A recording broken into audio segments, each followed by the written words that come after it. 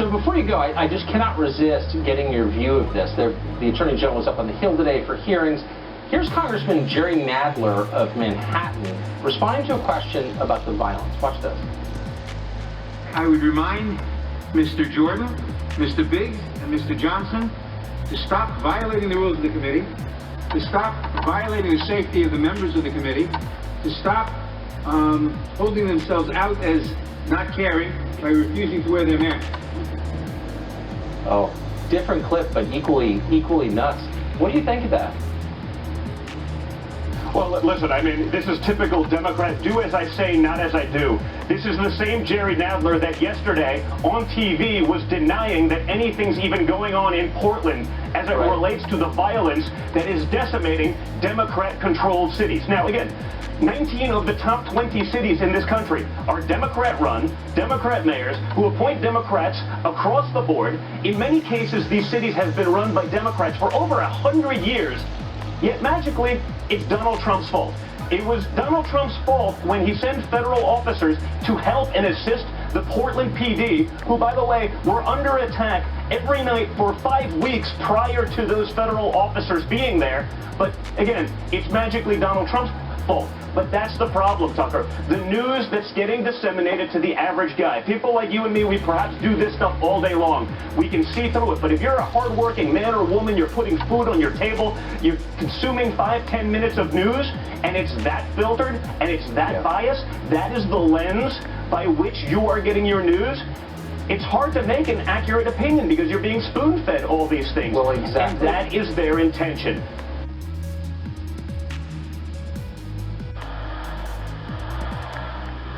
It is true. There's violence across the whole country. Do you disavow violence from Antifa? That's happening in Portland right now? There's riots. That's a myth that's being spread only in Washington, D.C. About Antifa in Portland? Yes. Sir, there's videos everywhere online. There's fires and riots. They're throwing fireworks at federal officers. DHS is there. Look online. It gets crazy, Mr. Nadler.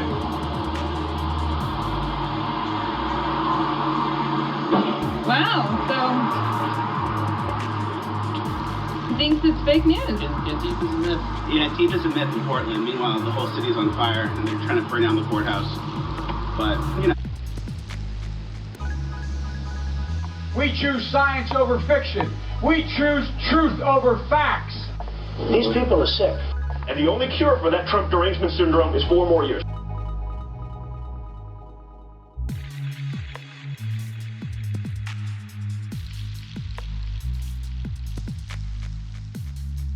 Of course, Flynn resigns on February 13th. Flynn resigns on February 13th. Now the cover-up is complete.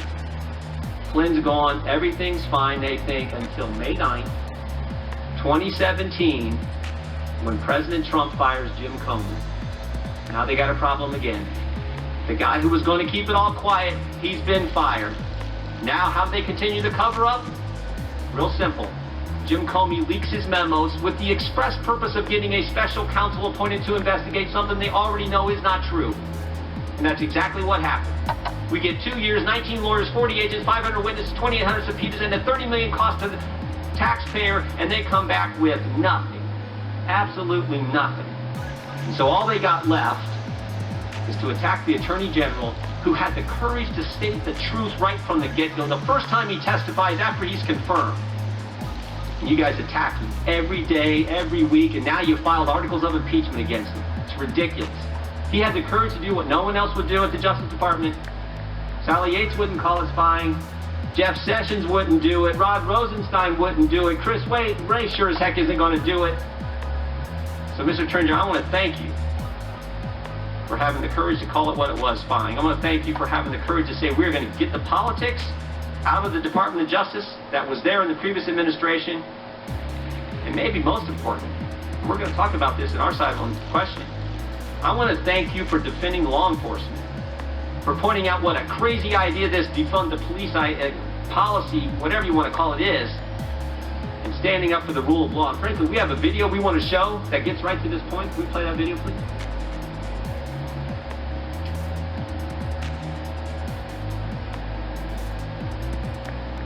I want to be clear in how I characterize this. This is mostly a protest.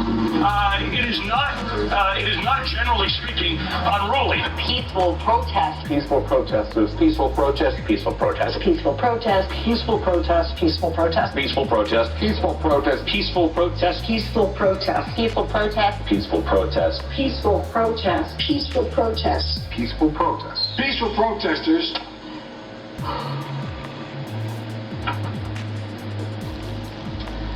On behalf of myself, my children, and the family of David Dorn, we'd like to thank friends, neighbors, co-workers, and the community for showing all the love and support we suffered through the tragic loss of my husband, my beloved husband, David Dorn.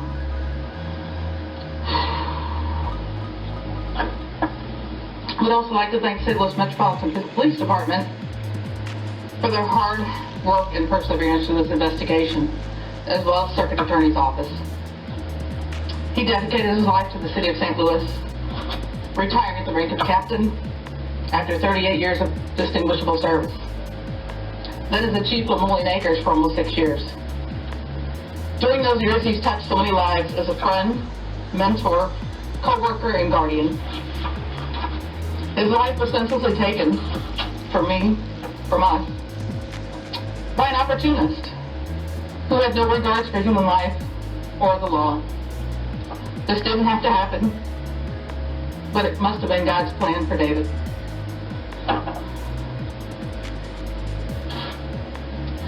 We need to come together as a community and do better. We need to teach our young people that life is very precious. We as a family are going to be taking some time to focus our attention on healing, which is very important as we move forward. We would like David's legacy to be remembered as a loving husband, father, grandfather, brother, uncle, friend, colleague, and most importantly, a child of God. I want to thank you all for coming, and God bless you all.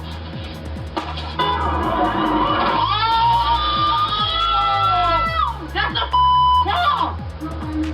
Oh!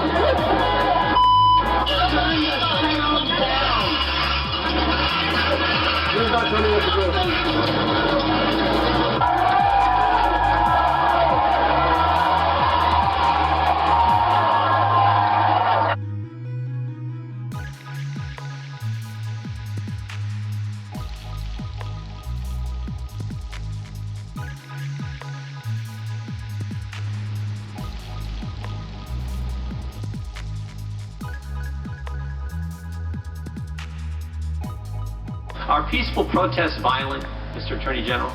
No. Do peaceful protests destroy businesses?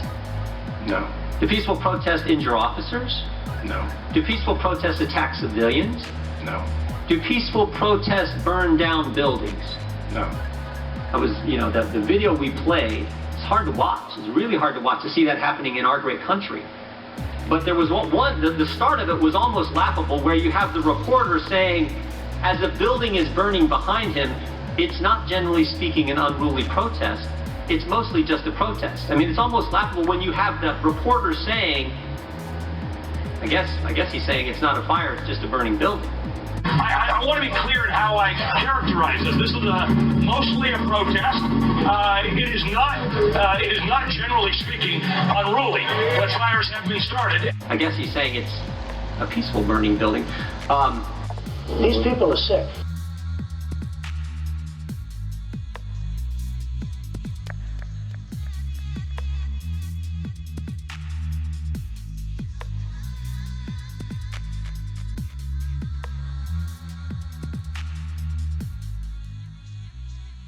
Right. 38 people unmasked Michael Flynn's name 49 times in a 2-month time frame. 7 people at the Treasury Department unmasked Michael Flynn's name. Is this an issue that Mr. Durham is looking into? I've asked another U.S. attorney to look into the issue of unmasking because of, the high number of unmaskings and some that do not readily appear to have been in the line of normal business. Wait a minute, so I want to be clear. So there is another investigation on that issue specifically going on at the Justice Department right now? Yes. Wow, that's great. So Mr. Durham is looking at how the whole Trump-Russia thing started. You have another U.S. attorney. Can you give us that U.S. attorney's name, or is that something you're comfortable doing? John Bash of Texas. John Bash of Texas is looking specifically at the fact At unmasking. 38 people, 49 times, unmasked Michael Flynn's name, and probably other unmaskings that took place in the final days of the Obama-Biden administration. Is that accurate? Actually, a much longer period of time. Even before that? Yes. Thank you, Mr. I appreciate that. That's information that the committee did not know.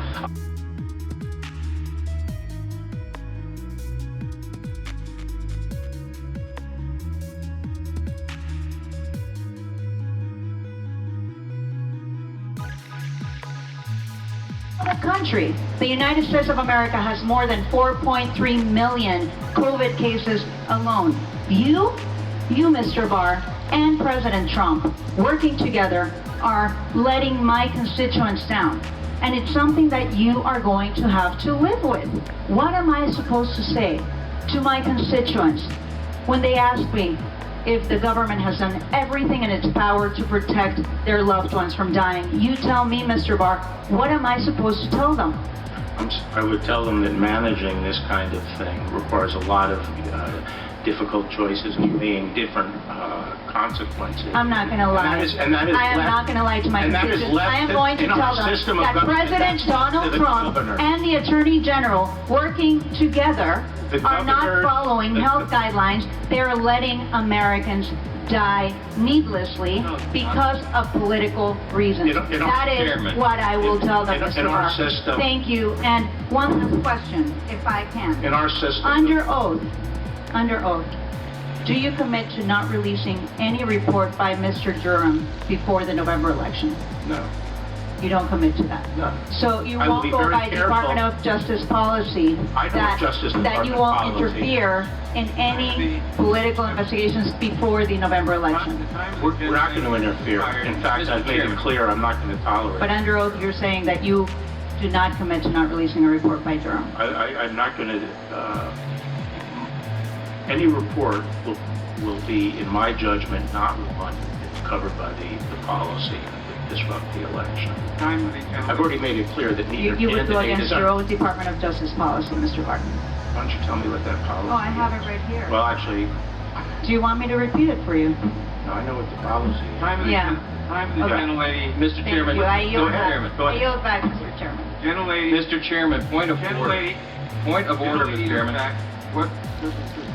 Is it permissible for a member of this committee to accuse the sitting Attorney General of the United States of murder? Because that's what we just heard. Those words need to be struck from this record. This is outrageous. The members can go control, Mr. Chairman. To say whatever they want? What about rules of decorum? Mr. Chairman. Mr. Chairman, I actually have a clarification. Mr. Chairman. Escobar. No, this, I just... Escobar is recognized. Thank you, Mr. Mr. Chairman, was the video played by the previous member, was that a video of things that happened in the United States or in Venezuela? I just want a clarification. What was the video?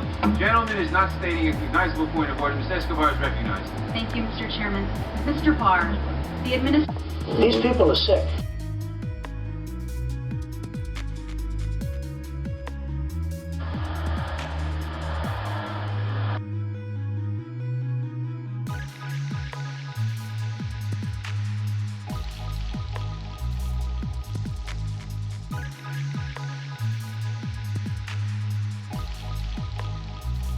I look forward to answering your questions. Thank you. Thank you very much. You mentioned shock value that is shocking what the Russians did. I agree, we need to stop it. Did you read the Horowitz report, Ms. Reitz? I did. Were you shocked by it?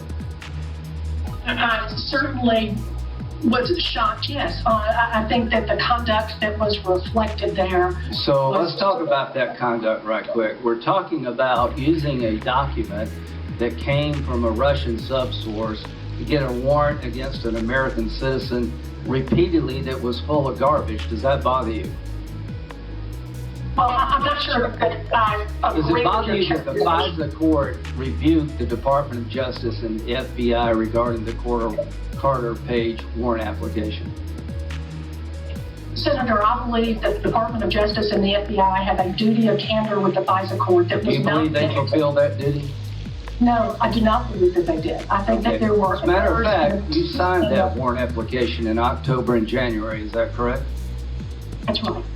Knowing then what you know now, would you sign that application? Senator, I would never sign any document So I in any think that would be a intelligence no, sense. because that document was a fraud. Is that a fair statement? If you knew then what you know now, you wouldn't have signed it? I wouldn't sign anything that I knew to contain errors or omissions. Well, did that contain errors and omissions? Yeah, and I would never knowingly sign a document. I didn't do that in the 27 years I was... I believe you didn't know. I believe you didn't know that what you signed was wrong. The question is, if you had known, you wouldn't have signed it. Is that correct?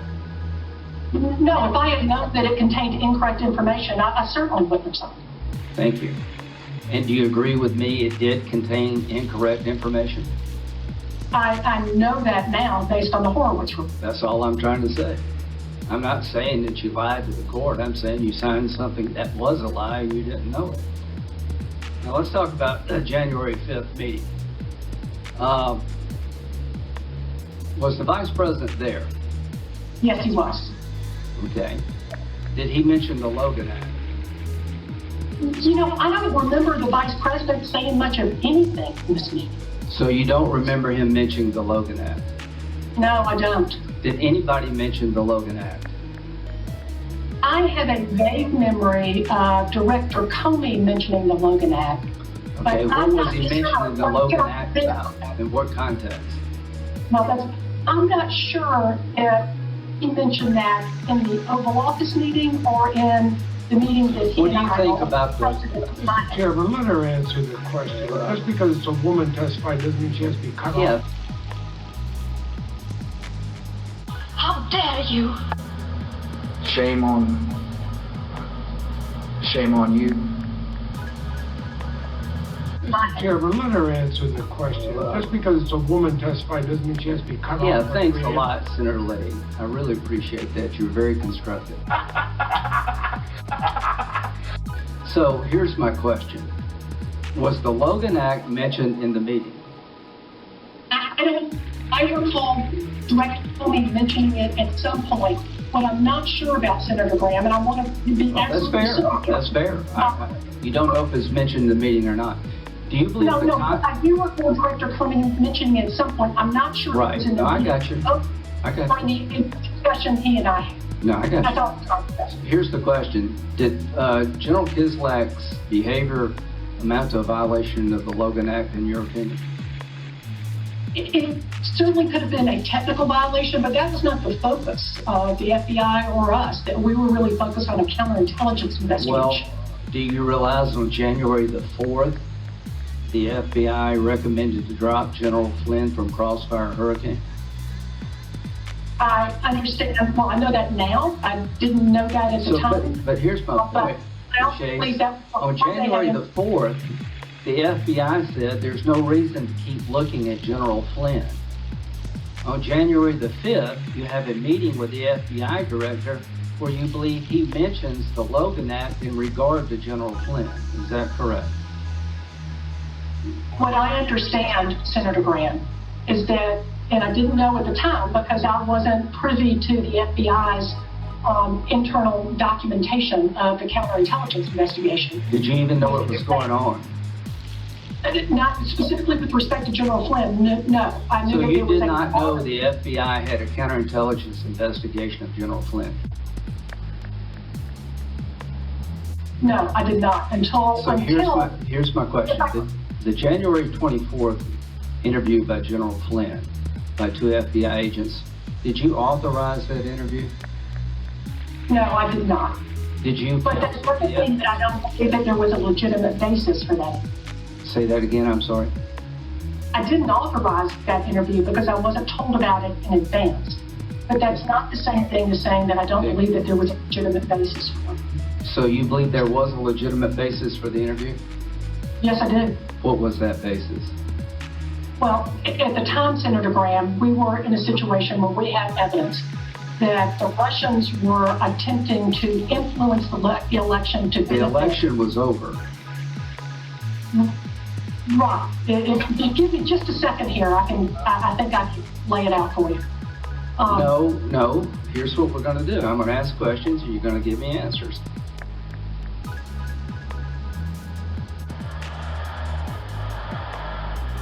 What was the basis of the General Flynn interview? Was it part of Crossfire Hurricane? My understanding, yes, it was. They just recommended to drop him from Crossfire Hurricane the day before. Was it part and that was before they had information about the calls with Sleep. Please, we're talking now about the interview of January 4th. Was it to determine if there was a violation of the Logan Act? Was that the basis of the interview?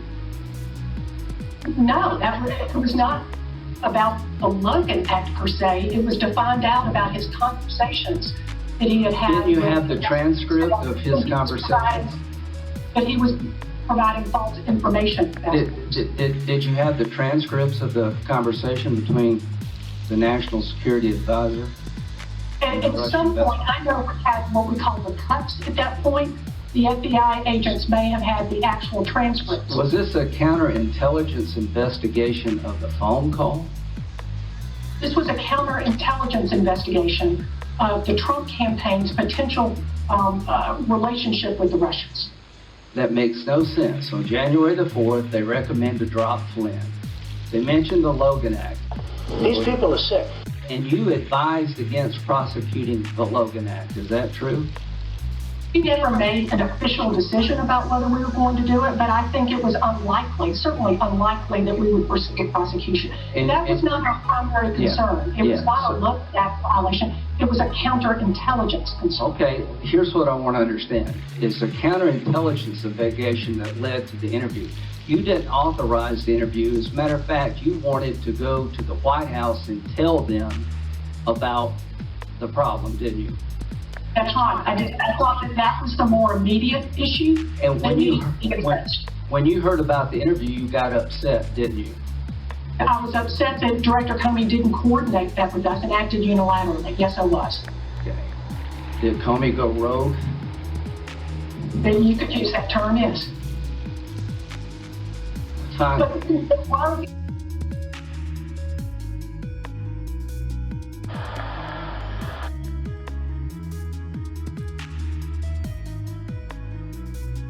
Did Comey go rogue? Then you could use that term, yes. Fine. So wait a minute. Thank you. So here's the point I'm trying to make. Did I violate the Logan Act when I called the Israelis up and suggested that you need to come out against the Iranian nuclear deal because I think it's bad for the United States and Israel, even though that was the policy of the Obama administration? if you were doing that as a representative of the government, while the Obama administration was in I'm not place. part of the Obama administration. No, I understand that, but, you know, I think the Logan Act is a reflection of our country's long-standing My policy. question is, would a United States senator, in your view, violate the Logan Act if they reached out to a foreign government to express a contrary view of foreign policy?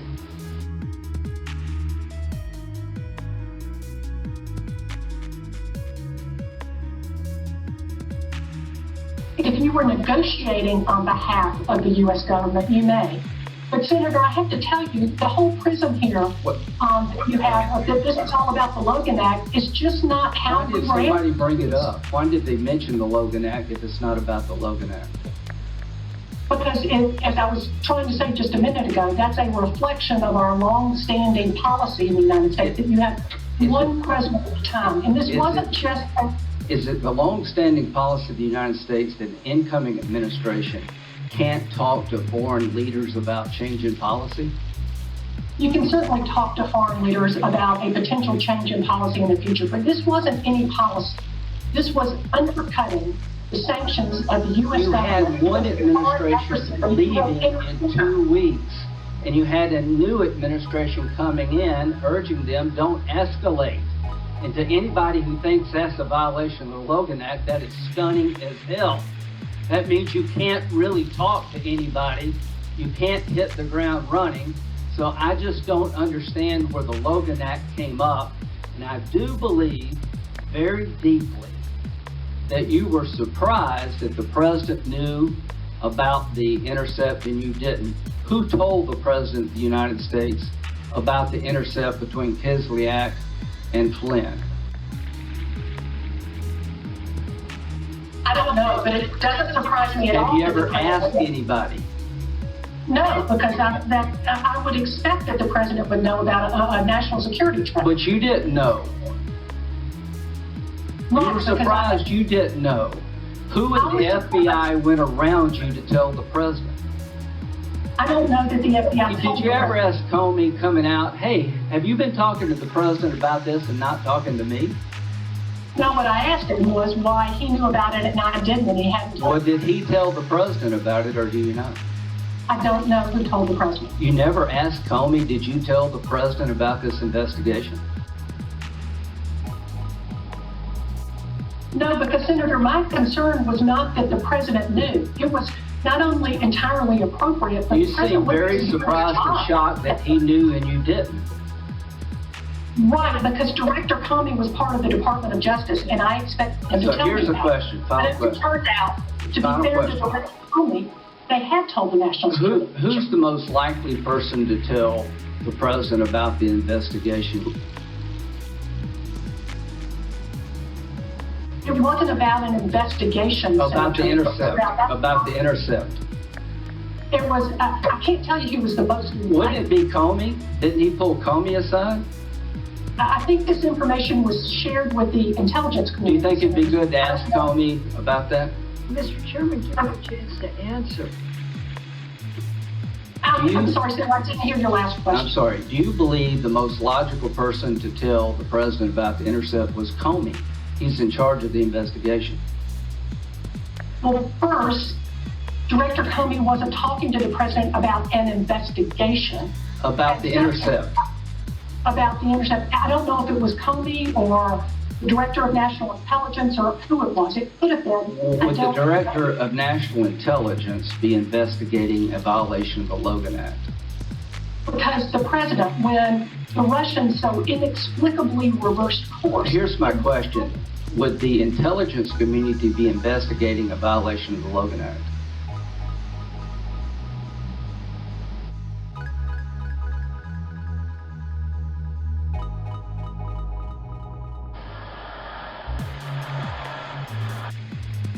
Senator, Is that appropriate? Is that appropriate? I don't know how many times I can say that that wasn't the PRISM. It was a counterintelligence threat. Now, you keep saying there was no, well, he was dropped from the investigation on January the 4th.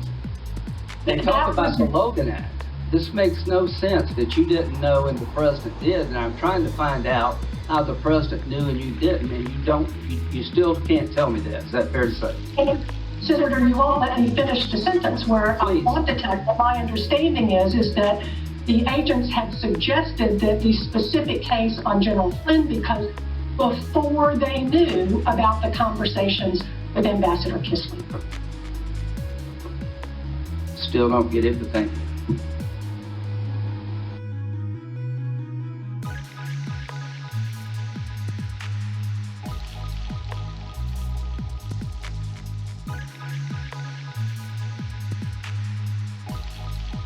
Senator Probe. Sometimes I don't think you listen. So how many times have I had to say that we all should be denouncing violent extremists of every stripe? Does that include by Antifa? the way, I have the time. By the way, you know, the Republicans are constantly using, I have to say, you brought it up yourself, the deaths of these black police officers, Patrick Underwood and David Dorn, for making political points. And the fact that it was right-wing extremists who killed Officer Underwood, that seems to be lost in this argument. And now there are all these attacks about Black Lives Matter and what they're saying. I mean, how many of us even think that defunding police departments should be taken literally? I mean, I certainly don't. So, you know, we have this pesky thing called freedom of speech.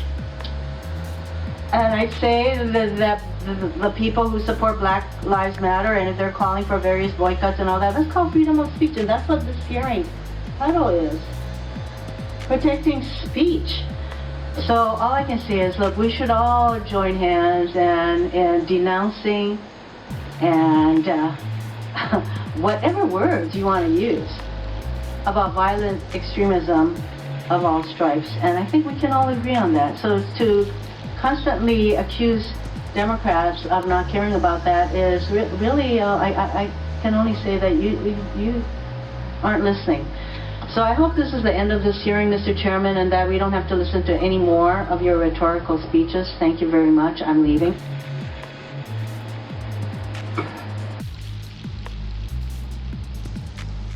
Tomorrow they'll say massive protest. Now, one person just going home to mommy a little bit sooner. Good night. Well, I appreciate the, as always, kind and uplifting words of Senator Hirota. And I would also note that throughout her remarks, she still did not say a negative word about Antifa, nor has any Democrat here. They instead engage in a political game where they depend. You're welcome to say something negative about Antifa right now.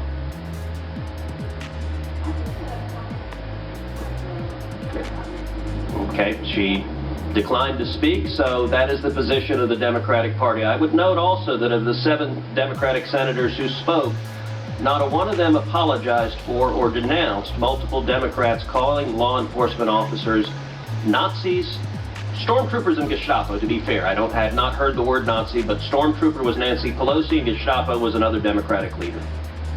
That is less than helpful.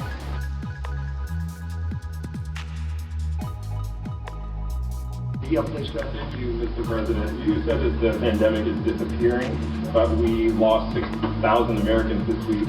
And just in this room, you have dozens of people who are not following the guidelines in New Jersey, which say you should not have... No, they don't have to do political activity. You're wrong with that, because it's a political activity. They have exceptions, political activity, and it's also a peaceful protest. So when you have, and as you know,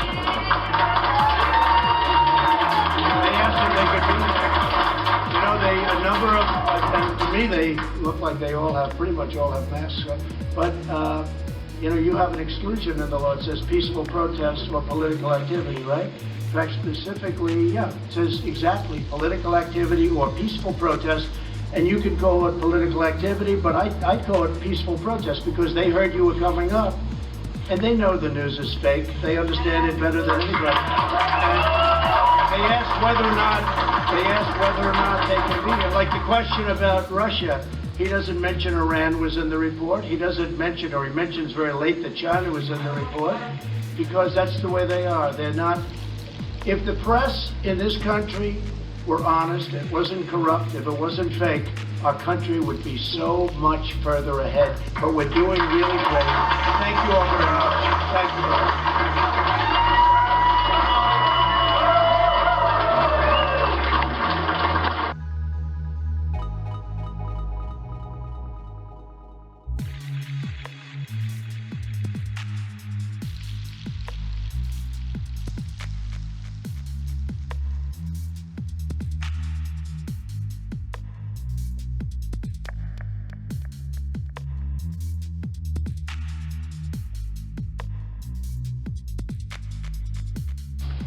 We're reasserting American economic independence, and I've been doing that from the first day I came into office. To this end, a short time ago, I signed a new executive order to ensure that when it comes to essential medicines, we buy American. The executive order will require that U.S. government agencies purchase all essential medicines that we need from American sources. The executive order will also sweep away unnecessary regulatory barriers to domestic pharmaceutical production and support advanced manufacturing processes that will keep our drug prices low and allow American companies to compete on the world stage. We'll be able to compete on the world stage, but we're now going to have the lowest prices as opposed to by far the highest prices. I have people that I know that go to Canada. They go to Canada to buy drugs, to buy prescription drugs. They go there because the price is so much lower than the United States. And yet it's made by the same company, often in the same plant. It's a disgrace. And the politicians allowed this to happen for many, many decades. You have people called middlemen. I don't know who the middlemen are. I don't know. They never say middle women, so they're politically not correct. But I've heard the term middlemen for a long time. They are so wealthy. They are so wealthy. Nobody has any idea who the hell they are or what they do. They make more money than the drug companies. You know, in all fairness, at least the drug companies have to produce a product. And it has to be a good product. But the middlemen, well, the rebate that I'm doing cuts out the middlemen and it reduces costs, and the money goes back to the people purchasing the drugs. So I have a lot of enemies out there. This may be the last time you'll see me for a while. A lot of very, very rich enemies, but they are not happy with what I'm doing. But I figure we have one chance to do it, and no other president's going to do what I do. No other president would do a favored nations, a rebate, a buy from other nations at much less cost. Nobody.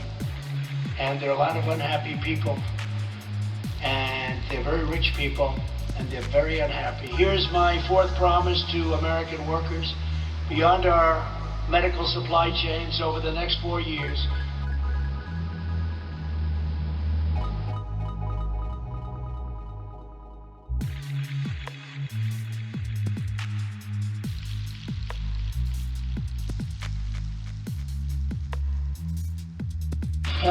yes, please. You talk about setting an example on Jacksonville, but I just wonder, some people are going to take away from this the lesson that you're pushing too far, too fast. It seemed for a while the numbers were going up in Jacksonville and you were going to have a problem now. This comes up at the time you're pushing for schools to reopen. At the opening of the Major League Baseball season, isn't the example of Jacksonville that we're pushing too fast? Well, baseball is an example. We were discussing it a little while ago. You're going to be at an empty stadium. I've agreed. Randy Levine's a great friend of mine from the Yankees. He asked me to throw out the first pitch, and I think I'm doing that on August 15th at Yankee Stadium. And I say, how's the crowd going to be? And, you know, it's like you don't have a crowd. There is no such thing. It's going to be interesting, Mariano. He's not used to that. I've been at many games. He walks in, the place goes crazy. I think it'd be just as good without the crowd. You were just born with it. You know, some people are born with it. I don't know. This is only for the baseball players, but I've never seen a pitcher throw a ball where so many bats were broken as Mariano. He's got the all-time record. I said, how do you do that? He said, parents. great parents when you get right down to it, right? How do you do that? It's called parents. But yeah, just to finish, I think that we have to all set examples. I think Major League Baseball is setting an example by, playing to empty stadiums, and so are other sports. You see that. Now, then they'll allow a certain number in. I see golf is now, soon will be allowing people to come in percentages, and all of a sudden, we want to get back to normal. The key is to get back to normal, because nobody wants to see this. But I think it's really good that baseball's opening. It looks like football's opening. It looks like sports are opening. We have, it's a tremendous thing psychologically for our country. And we're all whether we're going to see right now some beautiful young little leaguers outside with a great future ahead of them. They're already practicing on the front lawn of the White House, and we're going to go out and say hello to them, and it'll be really great. Okay, how about one more? Yeah.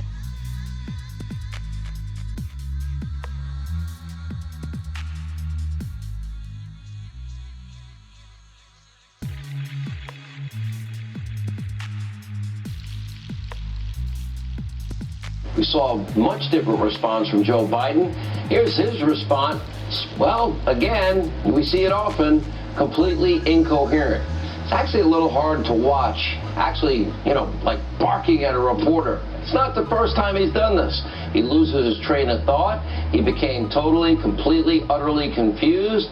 Again, fairly common occurrence with Joe. Take a look. But please clarify specifically, have you taken a cognitive... No, I haven't taken a test. Why the hell would I take a test? Come on, man. That's like saying before you got in this program, you take a test whether you're taking cocaine or not. What do you think, huh? Are you a junkie? What do you say to President Trump, who brags about his test and makes your mental state an issue for voters? Well, if he can't figure out the difference between an elephant and a lion, I don't know what the hell he's talking about. Did you watch that? Look, come on, man. I know you're trying to goad me, but I mean, I'm so forward looking to have an opportunity to sit with the president or stand with the president in debates. There can be plenty of time. And by the way, as I joke with him, I shouldn't say it. I'm going to say something I probably shouldn't say. Anyway, I am very willing to let the American public judge my physical and mental as well as my mental fitness, and to make a judgment about who I am. Okay. Come on, man. A cocaine test? Are you a junkie? An elephant and a lion? What did we just watch? This is just simply not normal or appropriate behavior. And apparently Biden even forgot that just a few weeks ago, remember, he was actually telling reporters and the American people that he was constantly tested for cognitive decline. How dare you! Shame on you.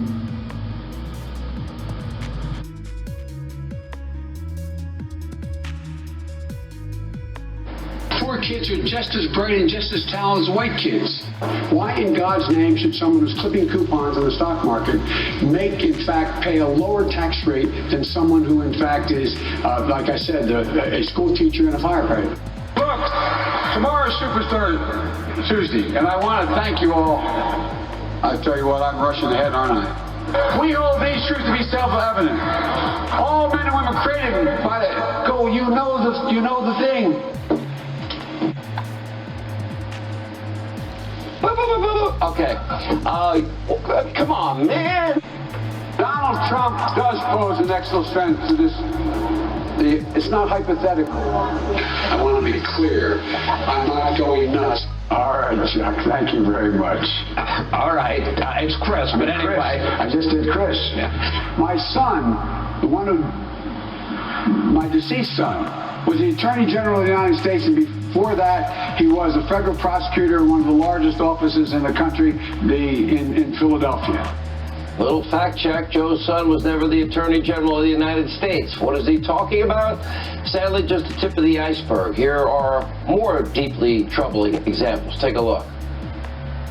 If you agree with me, go to Joe 30330. We choose truth over facts. Play the radio. Make sure the television, make sure you have the record player on at night. The phone. Make sure the kids hear words. 150 million people have been killed since 2007 when Bernie voted to exempt the gun manufacturers from liability. More than all the wars, including Vietnam, from that point on. Carnage on our street. Truth over facts. 150 million people killed from gun violence. That would be almost half the country. Tonight, it's not just the confusion, the forgetfulness, the gaffes that you should worry about. It's also his very strange associated fits of rage. He just screamed at that CBS News reporter, asked him if he was a junkie and needed a cocaine test. And this wasn't the first time that Joe imploded in front of a camera. Take a look. She should reference me. I agreed with the great job she did. And I went on the floor and got you votes. I got votes for that bill. I convinced people to vote for it. So let's get those things straight, too. You ever been to a caucus? No, you haven't. You're a lying, dog-faced pony soldier. You said you were, but now you got to be honest. You said I set up my son to work in an oil company. Isn't that what you said? Get your words straight, Jack. And you want to check my shape on it? Let's do push-ups together here, man. Let's do this run. Let's do whatever you want to do. Let's do